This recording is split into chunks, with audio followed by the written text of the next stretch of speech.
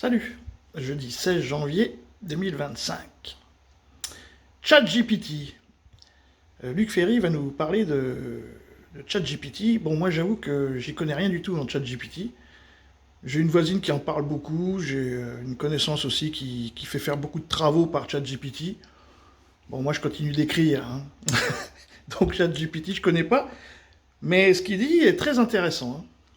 IA multimodale, cette IA générative multimodale, alors là, c'est 15 crans plus loin, ça n'a rien à voir. Là, elle est capable de performances dont on n'a pas idée. Là, par exemple, si j'ouvre ChatGPT, il faut être abonné pour avoir la bonne version, je peux parler avec lui. Je vous donnais un exemple, mon ami Elie Chouraki travaille en ce moment sur Victor Hugo, ensemble on regardait ça, et je demande à ChatGPT qu'a fait d'important Victor Hugo, de remarquable entre 1830 et 1848. Il me répond immédiatement. Moi, je suis un fan absolu de Victor Hugo. Et avec ce qu'on appelle les prompts, c'est les questions supplémentaires.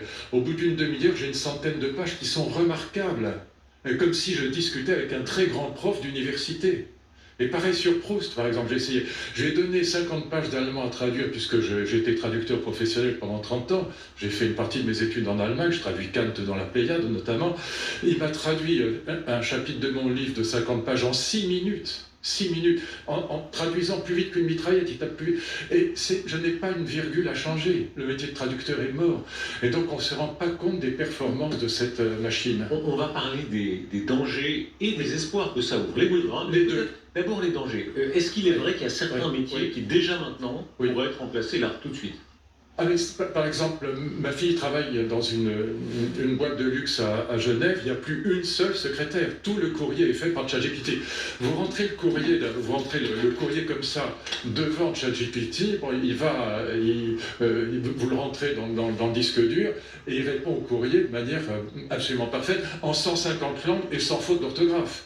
Et donc, après, il suffit d'une seule personne pour vérifier les choses le soir, mais il n'y a plus une seule secrétaire dans cette boîte. Le métier de traducteur est mort. Géomètre, expert comptable, 90% du travail de préparation d'un procès pour les avocats est fait par ChatGPT. Et donc, et en plus, les gens ne comprennent pas. Ils ne comprennent pas qu'il y a ce qu'on appelle la RAG. La RAG, ça veut dire, c'est barbare, récupération augmentée de génération. Ça veut dire quoi en clair? Si je traduis, c'est que vous avez ce qu'on appelle un large language model, un modèle de langage large, comme ChatGPT, donc qui est très très très performant, qui a des compétences inouïes, qui a des milliards de données en lui, mais qui n'est pas habilité à faire par exemple votre travail ce soir, ou à répondre au courrier dans une entreprise. Par exemple, dans un garage Renault, on ne répond pas de la même manière que chez LVMH. Bon. Et donc, qu'est-ce qui se passe? Vous pouvez adapter le large language model, le modèle de langage large, vous pouvez l'adapter à votre métier, et ce qui fait qu'il va évidemment être super, super compétent, vous dire ce que font vos concurrents, répondre évidemment au courrier, vous dire quels sont les projets qui pourraient être intéressants pour vous, vous pouvez tester des projets d'innovation. Les gens ne se rendent absolument pas compte de l'impact que ça avance dans la décennie. Bon, moi, je vous pose la question, est-ce que ChatGPT sait faire un poulet frites? Salut les amis.